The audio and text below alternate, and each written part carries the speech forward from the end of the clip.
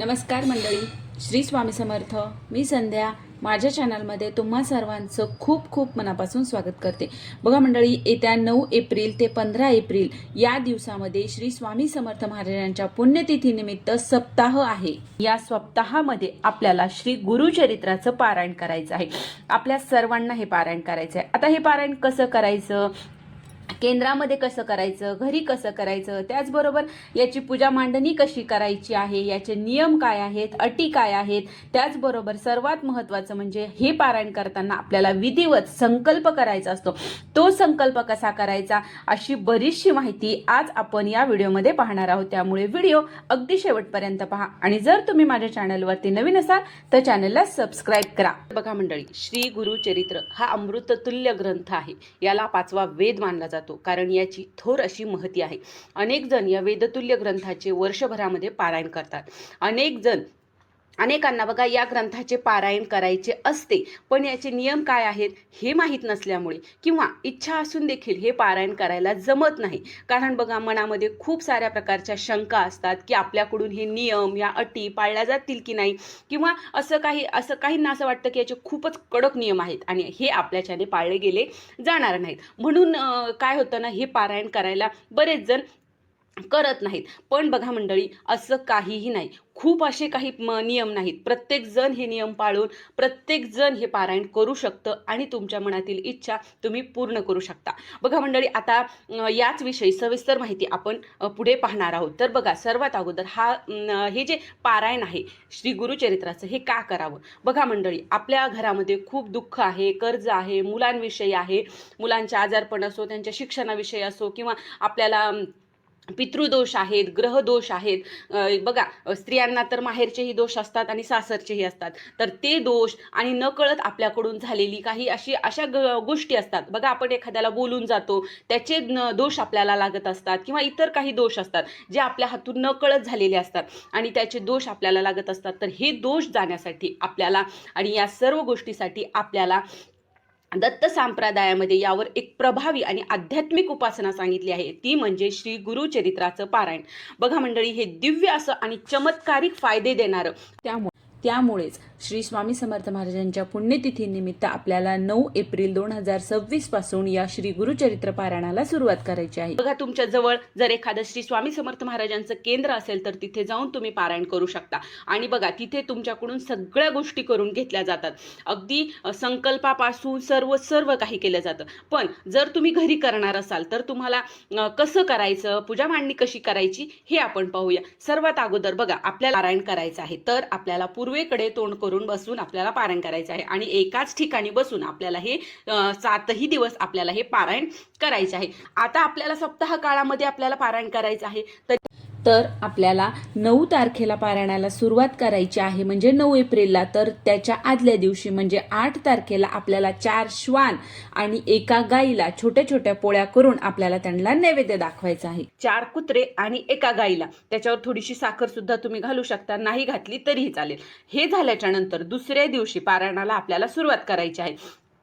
तर बघा, अगोदर काय करायचं, आपल्या जवळ एखादं दत्त महाराजांचं मंदिर असेल, स्वामी समर्थ महाराजांचं केंद्र असेल किंवा मठ असेल तर तिथे जाऊन आपल्याला एक श्रीफळ घ्यायचं, फूल, खडीसाखर घेऊन जायचं आणि तिथे आपल्याला त्यांना ते तिथे अर्पण करायचं आणि त्या अगोदर त्यांना सांगायचं की मी ही सेवा करत आहे आणि ही माझ्याकडून निर्विघ्नपणे तुम्ही करून घ्या.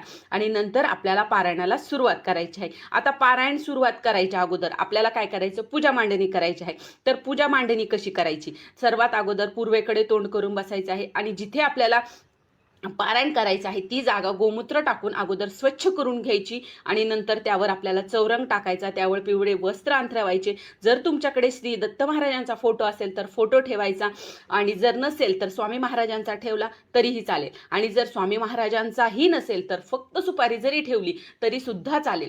पण जर असेल तर आवर्जून तिथे दत्त महाराजांचा, स्वामी महाराजांचा फोटो ठेवा, त्यांची मूर्ती ठेवा. मूर्ती असेल तर मूर्ती चालते. त्यानंतर त्यांच्या उजव्या बाजूला आपल्याला कलश स्थापन करायचा आहे. आता कलश कसा स्थापन करायचा हे आपल्या सर्वांना माहित आहे. आणि त्यानंतर आपल्याला सर्वात अगोदर गणपती पूजन करून घ्यायचं.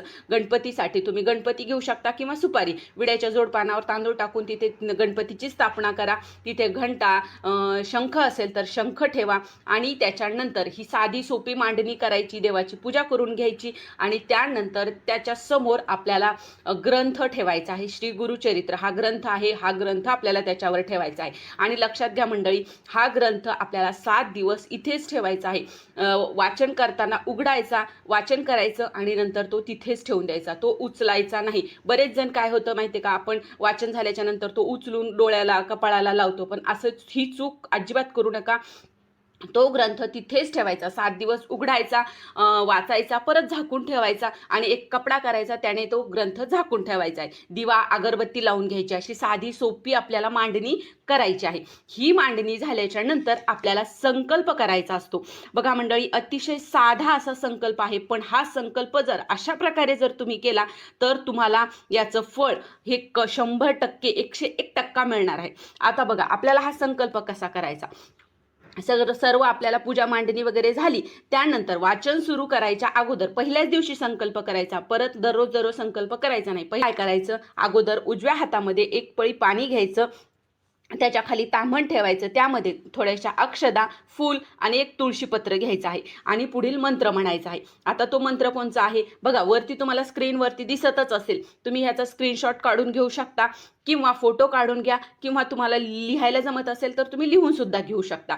आणि लक्षात ठेवा, फक्त पहिल्याच दिवशी आपल्याला संकल्प करायचा आहे. तर संकल्प कसा करायचा बघा मंडळी, श्री ओम श्री मन्महागणाधिपतये नमः, श्री इष्टदेवताभ्यो नमः, कुलदेवताभ्यो नमः, ग्रामदेवताभ्यो नमः, वास्तुदेवताभ्यो नमः, श्री पादश्री वल्लभाय नमः, श्री सद्गुरु नरसिंह सरस्वत्ये नमः, माता पितृभ्यो नमः, गुरुभ्यो नमः, निर्विघ्नं नमस्तु असं म्हणायचं. त्यानंतर आता महाराजांना सांगायचं की महाराज, मी तुमचा भक्त, तुमचा सेवेकरी श्री गुरुचरित्र ग्रंथाचे 7 दिवसाचे पारायण करणार आहे. मी आता तुमचं स्वतःचं नाव घ्यायचं आहे आणि त्यानंतर तुमचं गोत्र सांगायचं आहे. आता तुमचं गोत्र माहीत नसेल तर कश्यप गोत्र म्हणायचं आणि तुमचं कुळ सांगायचं आणि तुमच्या गावाचं नाव सांगायचं, मी या ठिकाणी राहतो. नंतर आज दिनांक, आपल्या ग्रामदैवताचं नाव घ्यायचं, कुलदेवताचं नाव घ्यायचं आणि त्यानंतर तुमचं कारण सांगायचं की तुम्ही कशासाठी हे पारायण करत आहात. तुम्ही तुमच्या स्वतःसाठी, तुमच्या प्रगतीसाठी, घरासाठी, कर्ज आहे तुमच्यावर किंवा मुलांच्या शिक्षणासाठी, मुलांच्या आरोग्यासाठी, घरातील एखाद्याच्या आरोग्यासाठी करत असाल, या कारणासाठी श्री गुरुचरित्राचं पारायण करत आहे. यामध्ये दत्त महाराज तुम्ही मला यश द्या आणि यातून मला फळ द्या आणि माझ्याकडून श्री गुरुचरित्राचं विनाव्यत्यय माझ्याकडून हे पारायण करून घ्या असं म्हणायचं. आणि हे पाणी आहे हातातलं, हे आपल्याला खाली ताम्हणामध्ये सोडून द्यायचं. त्याच्यावर परत 4 पळी पाणी टाकायचं आणि नंतर हे पाणी तुळस सोडून कुठल्याही झाडाला आपल्याला टाकायचं आहे. तर अशा प्रकारे आपल्याला विधिवत संकल्प करायचा आहे. त्यानंतर आपल्याला वाचनाला सुरुवात करायची. आता वाचन कसं करायचं बघा, वाचन कसं करायचं, पहिल्या दिवशी किती अध्याय वाचायचे, दुसऱ्या दिवशी किती अध्याय वाचायचे, हे आपल्याला या ग्रंथामध्ये सांगितलेलं आहे.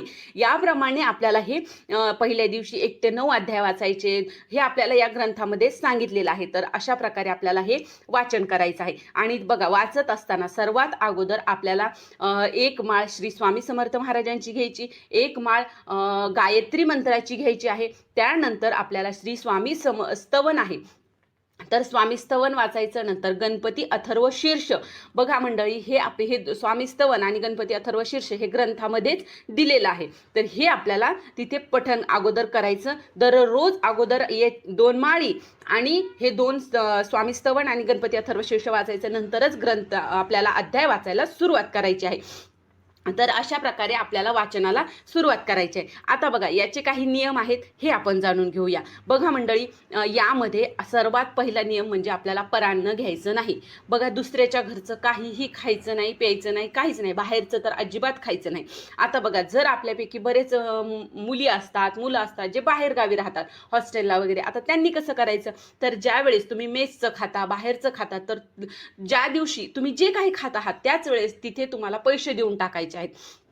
तर तुम्ही पैसे जर दिले तर तुम्हाला या पारायणाचं फळ मिळतं. लगेच पैसे द्यायचे आणि नंतर लगेच खायचं, तर असं करायचं. त्यानंतर काळे कपडे घालायचे नाही अजिबात, आतले असो बाहेरचे असो, कुठल्याही काळ्या कपडा आपल्या अंगावर 7 दिवस अजिबात आपल्याला घालायचा नाही. त्यानंतर आपल्याला ब्रह्मचर्याचं, कडक ब्रह्मचर्याचं पालन करायचं आहे. त्यानंतर मांसाहार वर्ज्य आहे. मांसाहार अजिबात आपल्याला या 7 दिवस आपल्या घरी करायचाही नाही, कोणाला आणूही द्यायचा नाही, खायचाही नाही. त्यानंतर आपल्याला कांदा, लसूण आपल्याला वर्ज्य करायचं आहे. द्विदल अन्न आपल्याला खायचं नाही आहे. द्विदल म्हणजे डाळी वगैरे जे असतात, ज्या धान्याच्या 2 भाग होतात, द्विदल होतं ते धान्य आपल्याला खायचं नाही. त्यानंतर आपल्याला चटईवर किंवा सतरंजी अंथरून आपल्याला खाली झोपायचं आहे, गादीवर झोपायचं नाही. त्यानंतर दुसरं म्हणजे बघा, एकच अन्न खायचं आहे. एकच अन्न म्हणजे आपल्याला पहिल्या दिवशी जर तुम्ही पोळी खाल्ली, चपाती खाल्ली, तर त्या दिवशी आपल्याला चपातीच खायची आहे आणि गव्हापासून बनणारे पदार्थ आपल्याला खायचे आहेत. बघा, तुम्ही शेवया खाऊ शकता, तुम्ही कुरडईची भाजी खाऊ शकता, कुरडई खाऊ शकता. अशा प्रकारे आपल्याला गव्हाचंच अन्न खायचं आहे. आणि जर तुम्ही ज्वारी खाल्ली तर ज्वारीची भाकरी 7 दिवस आपल्याला दोघंही टाईम खायची आहे. आणि जर तुम्ही भात, तांदळाचे पदार्थ खाल्ले तर तांदूळाचेच पदार्थ आपल्याला 7 दिवस खायचे आहेत. तर अशा प्रकारे आपल्याला हे पारायणाचे नियम आहेत, खाण्याचे हे करायचे आहेत आणि 7 दिवस आपल्याला हे नियम पाळायचे आहेत. तर बघा, आता जर मधात कोणाचा उपवास आला तर उपवास बघा, 7 दिवस तर आपल्याला उपवास धरायची गरज नाही, पण मधात जर उपवास आला तर तुम्ही त्या दिवशी भगर खाऊ शकता. तर अशा प्रकारे सांडग्याचं पीठ आहे ते खाऊ शकता. तर अशा प्रकारे आपल्याला उपवास करायचा आहे. तर बघा, त्यामध्ये सर्व महत्त्वाचं म्हणजे 7 दिवस पुरुषांनी दाढी कटिंग करायची नाही, नखे कापायची नाहीत आणि सर्वात महत्त्वाचं म्हणजे पारायण आपल्याला अर्ध्यात सोडायचं नाही. बघा मंडळी, जर स्त्रियांना मासिक धर्म आला किंवा इतर सुतक काही पडलं तर आपल्याला हे पारायण आपल्याला अर्ध्यात सोडून देता येत नाही. हे दुसऱ्याकडून आपल्या जर सुतक पडलं तर भावकीच्या बाहेर जे कोणी असतात, पाहुणे वगैरे, त्यांच्याकडून वाचून घ्या. मित्रमंडळी असतात त्यांच्याकडून, पण ग्रंथ अर्ध्यात सोडायचा नाही. पूर्ण ग्रंथ वाचून घ्यायचा, त्यांच्याकडूनच नंतर उद्यापन करून घ्यायचं आहे. आणि बघा, ह्या पारायणाचा काही नियम आहे, तो म्हणजे बघा, हे पारायण आपल्याला शक्य झाल्यास पहाटे आपल्याला 4 वाजल्यापासूनच आपण वाचन करू शकतो.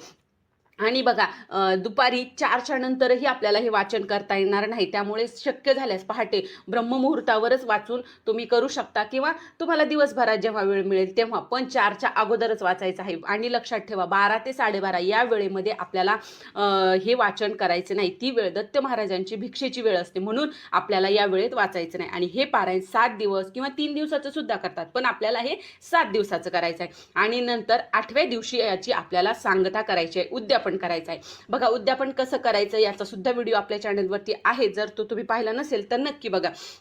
यामध्ये थोडक्यात सांगायचं झालं तर आपल्याला 4 नैवेद्य करायचे असतात. तुम्ही पुरणाचे करू शकता किंवा वरण, भात, भाजी, पोळी याचे सुद्धा करू शकता. 4 नैवेद्य दाखवायचे असतात. स्वामी महाराज, एक नैवेद्य ग्रंथासाठी, एक गाईसाठी, एक दत्त महाराजांसाठी, एक स्वामी महाराजांसाठी, या प्रकारे आपल्याला 4 नैवेद्य करायचे आहेत. आणि बघा मंडळी, आपण जे काही खाणार आहोत ते सर्व आपल्याला दररोज त्या ग्रंथाच्या समोर आपल्याला नैवेद्य दाखवायचा आहे, आरती करायची आहे. या प्रकारे आपल्याला हे पारायण करायचं असतं. आणि बघा, यामध्ये सर्वात महत्त्वाचं म्हणजे 7 दिवस आपल्याला शुभ बोलायचं आहे, कोणाविषयी वाईट बोलायचं नाही, वाईट विचार करायचा नसतो.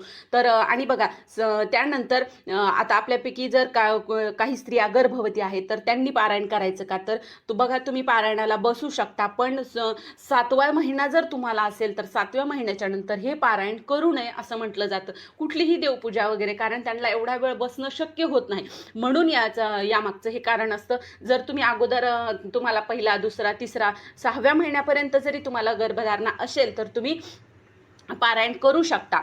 त्यानंतर बघा, आपल्याला संध्याकाळी, दररोज संध्याकाळी आपल्याला विष्णू सहस्रनामाचं पठण करायचं आहे.